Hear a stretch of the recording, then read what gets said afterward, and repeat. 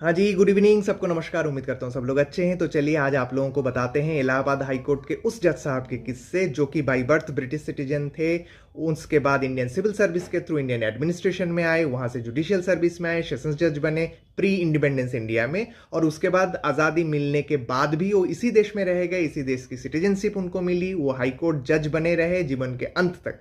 तो हम लोग बात कर रहे हैं जस्टिस विलियम ब्रूम के बारे में। और इंटरेस्टिंग बात यह है कि इंदिरा गांधी वर्सेस राजनारायण के जो इलेक्शन पिटीशन की सुनवाई इलाहाबाद हाई कोर्ट में हुई थी, उनके साथ भी ये जुड़े हुए थे। तो चलिए इनके किस्से आप लोगों को बताते हैं। तो 1910 में जन्मे ब्रूम साहब ने अपनी पढ़ाई लिखाई कैम्ब्रिज से कंप्लीट करे। फिर Indian civil service exam pass करके 1932 में उत्तर प्रदेश में ये एडमिनिस्ट्रेटिव सर्विस में आए और असिस्टेंट डिस्ट्रिक्ट कलेक्टर थे।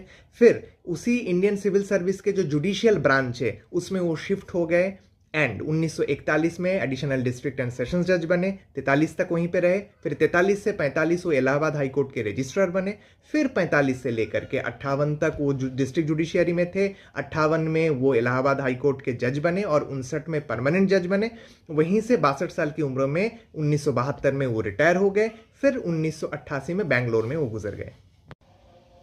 तो देखिए, इंडिया के साथ, इंडियन कल्चर के साथ, इंडियन लैंग्वेजेस के साथ इनका बहुत ज़्यादा लगाव था। ये बंगाली, हिंदी और काफ़ी सारे इंडियन लैंग्वेजेस जानते थे। इंडिपेंडेंस के बाद भी इसी देश के साथ प्यार मोहब्बत के कारण ये इसी देश में रह गए। इंटरेस्टिंगली 10 साल पहले 1937 में इन्होंने एक इंडियन लेडी स्वरूप कुमारी गौर जी के साथ शादी की। इनके बच्चों को इन्होंने हिंदू धर्म के हिसाब से बड़ा किया। और इनके जो ससुर जी थे हरि सिंह गौर, वो समाज के बहुत बड़ी हस्ती थे एंड दिल्ली यूनिवर्सिटी के फर्स्ट वाइस चांसलर भी थे। उसके बाद क्या हुआ, नेहरू जी ने 1957 या 58 को इनको इंडियन सिटीजनशिप भी दिलवाई थी। अब देखिए, नेहरू जी ने इनकी काफ़ी सारी तारीफ की हुई है। नेहरू जी ने इनको इंडियन सिटीजनशिप दिलवाई है। इंदिरा गांधी जी के साथ इनकी फ्रेंडली मुलाकात एक दो बार हुई है।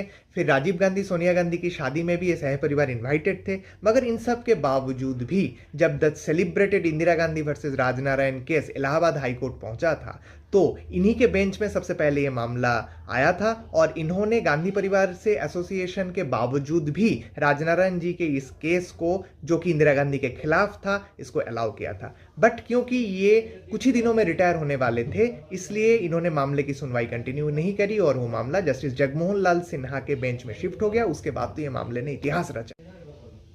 एक बार इनके कोर्ट में एक विटनेस एक्शन चल रहा था। जब भी जज साहब वकील साहब को टोक रहे थे तो बंगाली वकील साहब अंग्रेजी छोड़ करके बंगाली में जज साहब को गाली दे रहे थे। उनको नहीं पता था कि जज साहब को बंगाली आती है। तो ऐसे 2-3 बार होने के बाद जज साहब ने उनको टोका और बोला कि Bengali is a good language than English to abuse a जज। फिर वो वकील साहब शर्मा गए थे।